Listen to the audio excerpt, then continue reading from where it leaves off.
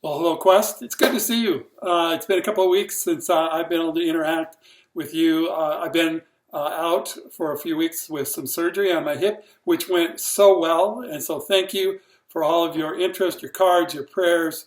I really appreciate it. I think I've recovered very well. It's not finished. It takes a while, but I'm doing pretty well. But one of the things when you're not kind of interacting with people very much is those vocal cords, the strength of your voice kind of goes away. And so one of the things that's recovering too is not just my hip, but my voice.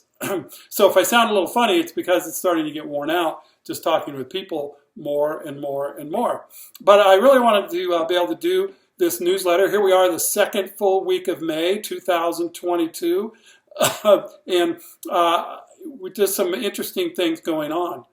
Now, one of the things that when you're kind of in rehab or recuperating from surgery, you have a couple of things. One is you have to deal with a lot of stuff. But the second is you have some time. So I've had time to reflect, to think, to watch, to read, to ponder, to evaluate.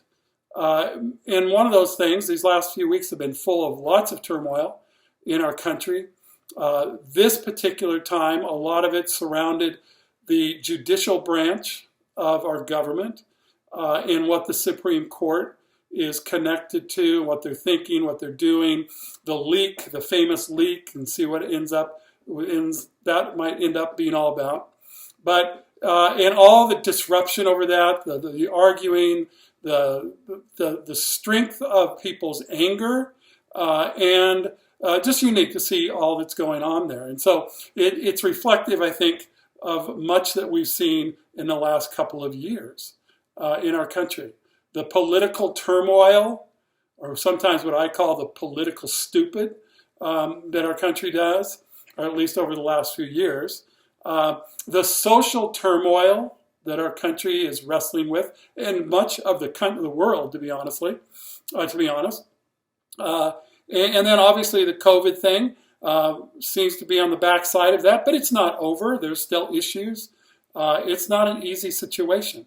And there's been international issues, not just in the Ukraine, but that has been one of the major issues. We have issues on the southern border. There's all sorts of things going on, right? And so one of the things I began to think about was, what are the necessary qualities to survive and thrive in a disruptive and destructive culture that seems to be wrestling with almost a core of anarchy. Anarchy being the lawlessness. Everybody's a law to themselves. And there seems to be a pushback and a desire to disrupt core things in life the way we know it, or a country the way we know it, or a government the way we know it. I was troubled by one of the signs outside of the Supreme Court building when it basically said the legitimacy of this branch of government is crumbling over this one issue of Roe versus Wade and the issue of abortion.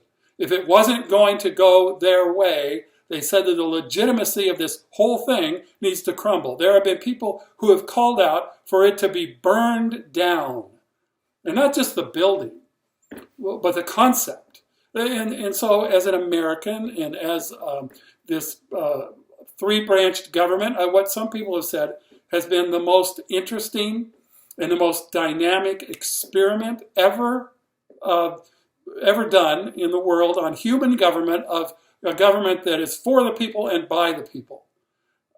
This has been an incredible experiment, sometimes more successful than others. Right now, it is being challenged. And there's lots of challenges on all sorts of levels, not just legal levels, but moral levels, ethical levels, and it's been quite a deal. And so the question, what are the necessary qualities in a disruptive and destructive culture that seems to have anarchy, or at least the beginnings of anarchy, at its core? It's what we call the zeitgeist, the spirit of the age. What is the core spirit of our age, of our day, of our generation, of our situation. For example, in the 1960s, you might say that during the zeitgeist of the 60s was a sexual revolution. We had the kind of the whole free love movement. We had the women's liberation movement. And there's people kind of pushing back. It's ban the bra time in the 1960s. I lived through much of that. It's a very interesting time. Now, the women's lib movement, just as kind of parenthetically, as I reflect back on it, the only people that it liberated wasn't women. It liberated men from responsibility for the sexual exploits that they had with women who were left alone to deal with all the impact of that sexual revolution in their own lives. It didn't liberate women. It was men who took one more step of irresponsibility in not stepping into that. And you've got to think about what's the spirit of our day and what's going to be the impact of that and who will be responsible for that impact. And it seems to me the zeitgeist of our day is an increasing level of anarchy, of burn it down if it doesn't do what you want. It's an interesting way to approach things. So what are the necessary qualities that we would have in order to deal with a disruptive and destructive culture of increasing levels of anarchy? Well, I think there are 4 things that have come to my mind as I've thought about this, and I would like to share with you and encourage you with about how to deal with the culture in which we live. So there's 4. First one is I think we're going to have to be willing to be tough-minded people. Now, when I say tough-minded, I don't mean to be thick-headed or unreasonable, but tough-minded people. Tough-minded to be able to say, hey, you know what, I have convictions, I know where they come from, I know why I have them, and I'm going to be able to articulate them with clarity and with strength. I'm not going to fight, I'm not going to, cause trouble, but I am going to stand up and be able to articulate what I think is true and what is right and what is good. And to not be like the scriptures talk about, someone who's just moved back and forth by the waves of the cultural zeitgeist, if you will. But that we will know who we are, know what I believe, know what I think and why I think it, and be able to express it well. In a marketplace of all sorts of different thoughts, that we would be tough-minded people in this area. I'm afraid that Christians often are not very tough-minded.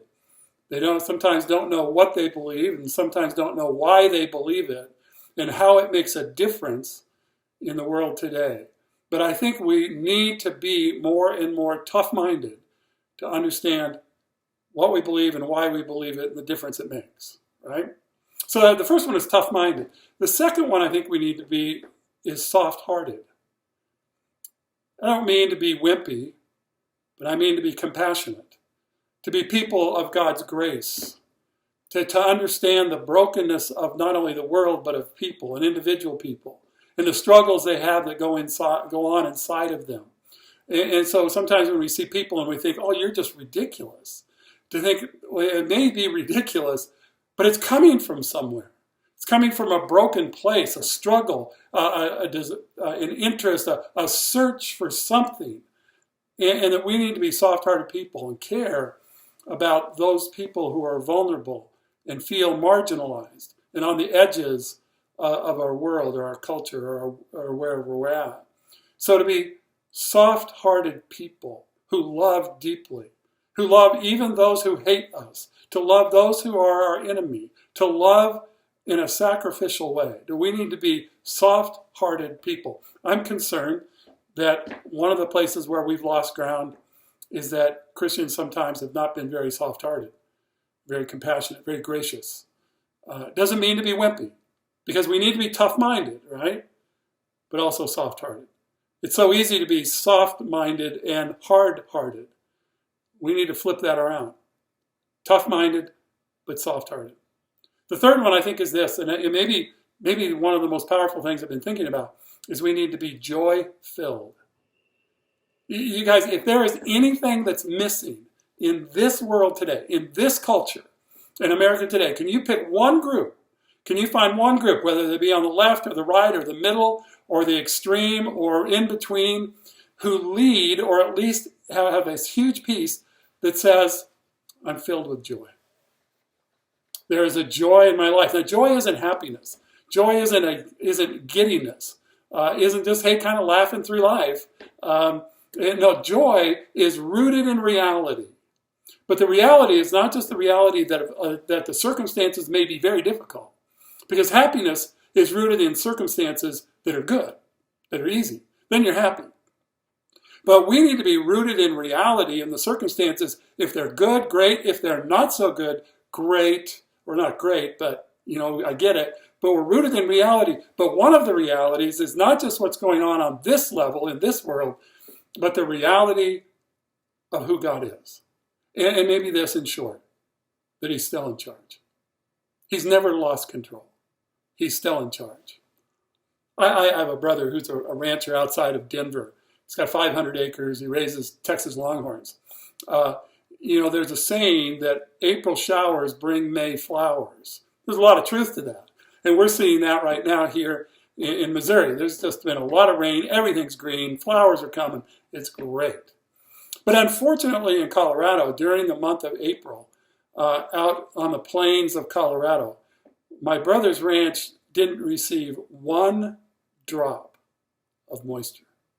No rain, no snow, nothing. And in his world, April showers or April snows bring May pasture. And when you don't have pasture, then you have to buy hay. And that hay right now is at an incredible cost. And it gets trucked in from all over the country. Right now he's buying from South Dakota. And it's really expensive. And if you don't get pasture, then you don't have feed. And if you run out of money for all the hay, then you got to sell cattle, and you got to sell them at a cut rate that are killing ranchers all over the West. We have a lot of water here, but I'll tell you what, the West is struggling. Do you see the fires in New Mexico? But my brother the other day was in a feed store, and there's concern. But there's a joy to be able to say, my God is still in charge. These are hard times.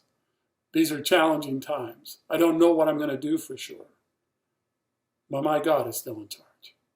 And I have joy. And maybe your situation of your life has some equal things.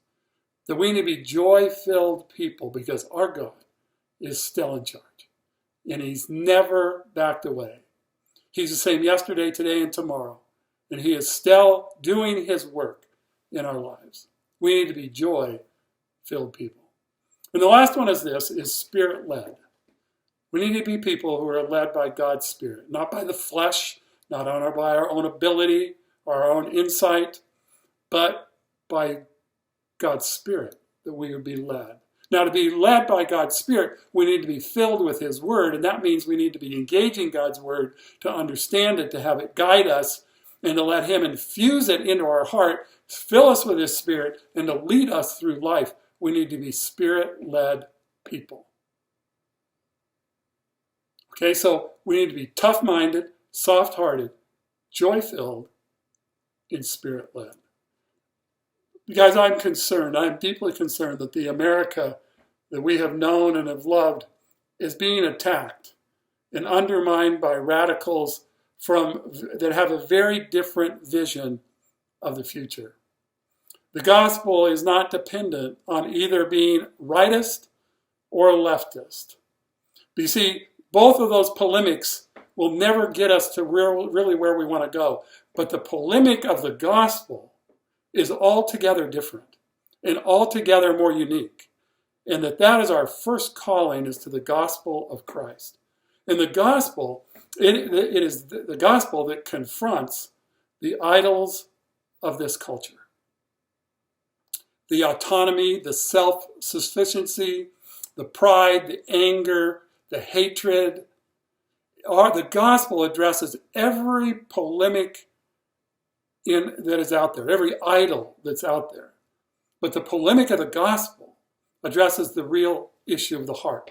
Because it's not just knowing things, it is having a new heart that God can give us through the reality of a risen Christ.